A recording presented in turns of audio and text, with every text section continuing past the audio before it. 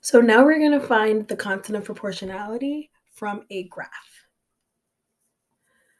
Here we have a graph that tells us that a car is traveling at a constant speed. We have time in hours and distance in miles.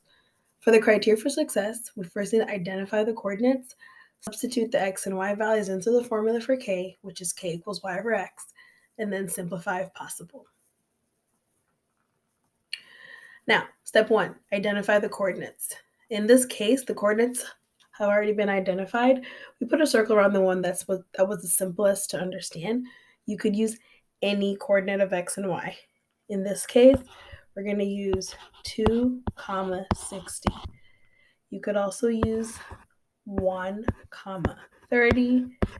You could also go here and use 4, 120. Because it's proportional, doesn't really matter which one you used. So the one that we circled first was 2, 60.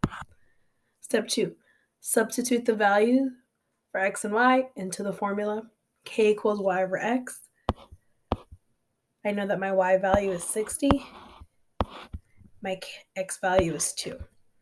Step 3, simplify. I'm going to simplify by dividing the denominator and the numerator by 2. 60 divided by 2 is 30. 2 divided by 2 is 1, which brings my k value to 30. K equals 30.